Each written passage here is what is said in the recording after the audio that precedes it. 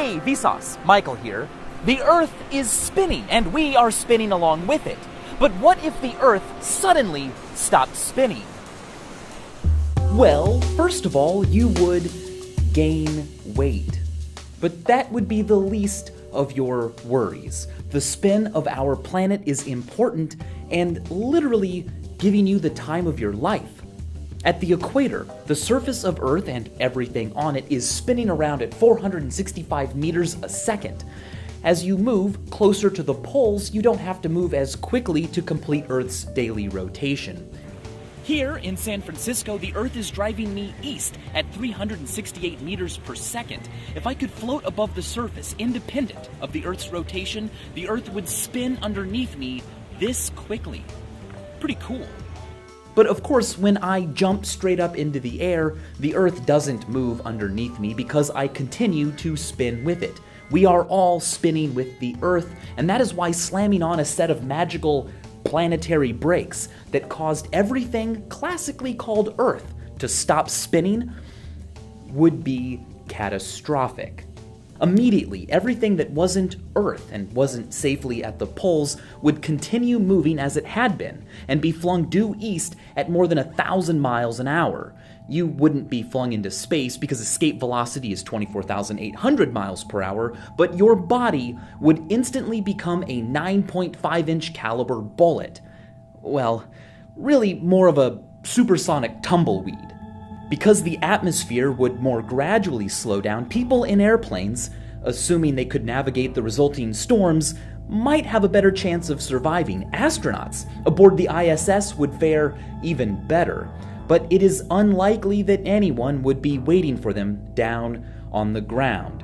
Runways would just be entrances to the new planet-sized graveyard created by the no longer spinning Earth. People really near the poles might be okay, but only at first. Gusts of wind as fast as those near an atomic bomb detonation would blast past the surface and up into the sky, forming worldwide storms of unprecedented magnitude. The friction alone, caused by the now stopped Earth colliding with these winds, would be enough to cause massive fires, unparalleled erosion, and damage to anything strong enough to stay put after the initial braking. The sun would seem to freeze in the sky as days became not 24 hours long, but 365 days long. Without spinning innards, Earth's protective magnetic field would cease to exist, and we would be dosed with deadly amounts of ionizing radiation from the sun. The oceans would surge onto land in tsunamis kilometers high and wash over nearly all dry land before migrating to the poles, where gravity is stronger, no longer held to the ocean basins by the inertia Earth's spin gave them, until Earth itself, no longer bulging an extra 42 kilometers around its equator because of its rotation, slowly compressed into a more perfect sphere than it is now, possibly allowing the oceans to eventually return somewhat. That is what would occur if it actually happened. It won't actually happen, but whoa, its rotation is slowing down. More on that later. First, if the Earth really is spinning so quickly, why can't we feel it? Why doesn't the Earth's rotation make us dizzy? Well, lucky for us, the change in velocity is just too gradual. The Earth is too huge. It's like driving in a car that takes 6 hours and 6,000 miles to make one left turn. It's not sudden enough to register with our senses. But that change in velocity is real, and it makes us weigh less because of inertia. On our spinning planet, your velocity is constantly changing, but always tangential to the circular path you are being dragged along. Now, because inertia is a property of matter, which includes your body, without a force acting upon us, we would slowly leave the surface of Earth. Luckily, the Earth is exerting a force on us, a center-seeking centripetal force delivered by gravity. The centripetal force required to keep you along a circular path with Earth is subtracted from Earth's total gravitational pull on you. The remaining force simply pushes you down toward the center of the Earth. It gives you weight. At the equator, if the Earth didn't spin and no centripetal force was required to keep you with the Earth, you would weigh 0.3% more than you currently do. If Earth spun you around 17 times faster than it currently does, all of its gravitational force would go towards centripetal force fighting against your inertia, and you would be weightless. So here's a diet idea. Hope that the Earth starts spinning faster and go back for guilt-free seconds. Seconds. We know exactly how long a second is. The outermost electron of an atom of cesium-133 is alone. When the atom is undisturbed, only the nucleus interacts with this outermost electron, tickling it regularly and rapidly between two levels. After 9,192,631,770 oscillations between those two levels, 1 second has passed. Exactly. That is literally the definition of a second.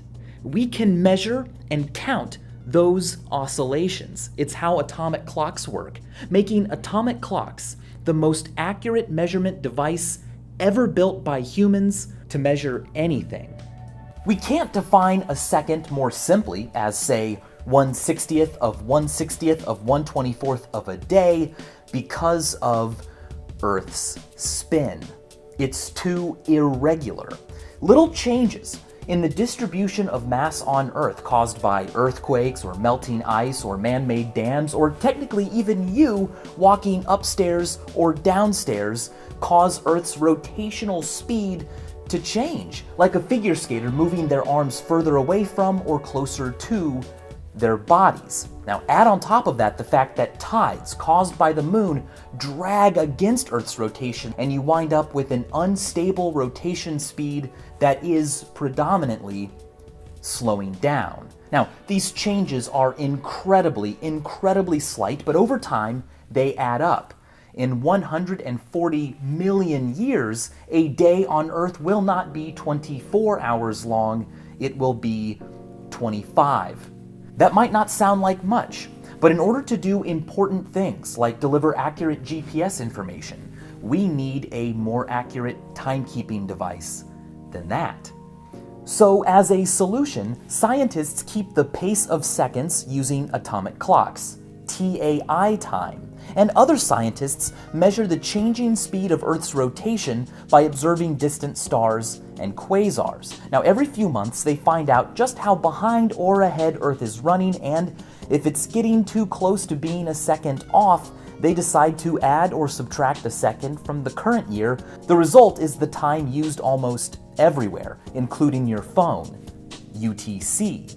Since this system began in 1972, 25 leap seconds have been added. What this means is that clock time is and has to be a manufactured product, with upgrades and tune-ups administered periodically after defects are noticed.